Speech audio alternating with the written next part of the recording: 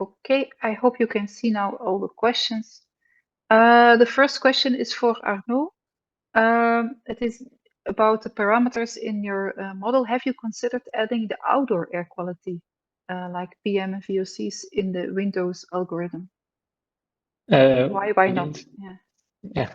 We didn't think to integrate it in order to say, okay, if the indoor outdoor air quality is worse than the indoor air. But one of our objectives was to have like an autonomous system, and to measure the CO2 inside is one component which is quite consuming energy. So in the area of our building, we know that the outdoor air is not bad. It's not a dense part. So which is quite often in buildings. So yeah, we decided to not integrate it. Okay, yeah, no, that's a clear answer. I will move on to Maäréva. Here's a question about one of the cases that you showed, and the question was there an air conditioning in the meeting room because there were no windows in that room, or was there another reason for? Yes, in fact, in the meeting room, we can use cross-natural ventilation. We also have one ceiling fan and air conditioning. But in this room, we sometimes need privacy. And so we can't use windows every time.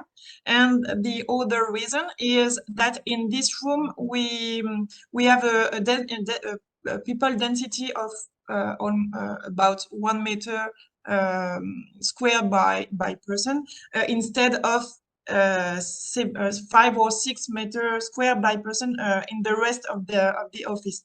So it can be very hot in some periods, and the goal was to let the possibility for users to use the appropriate device in each situation. Okay, so it was indeed depending on the internal heat gains and the privacy. Okay, that's clear. Mathilde, I move to you. The first question is about dwelling A. Is the PV panel involved in your experiment? That's the question. Not really. It's just it is not a PV panel which belongs to the occupants.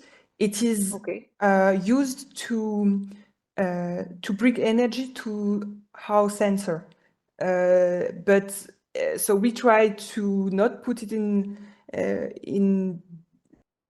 front of the window so that occupants are not can see the view and things like that.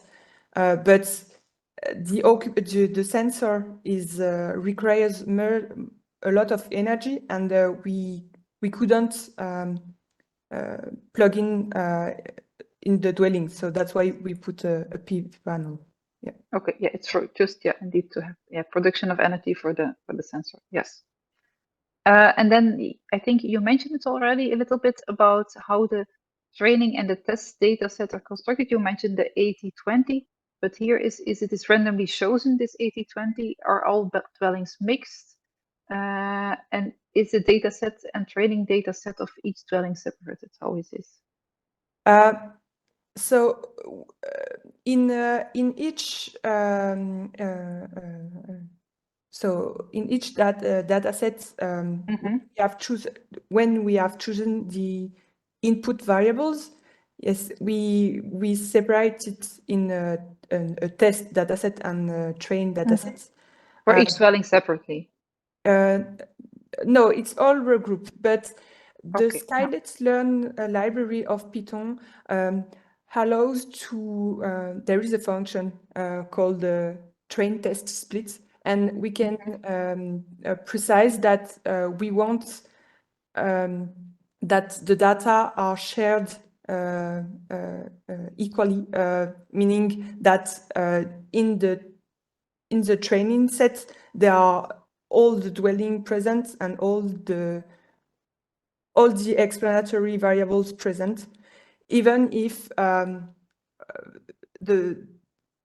there are much more window states closed than open, because occupant close. But normally the distribution is equal in the training set and the test data set.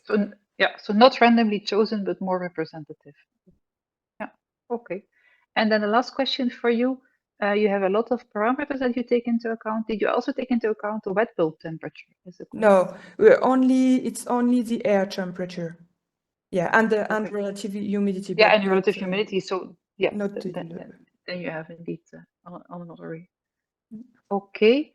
I just have a look at the time. Are there other questions from the audience? Then it's now the moment. You just have 2 minutes left to go for a question.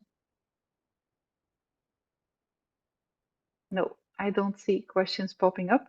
So then it just rests me to thank the speakers for their interesting presentations and I thank the audience to be here.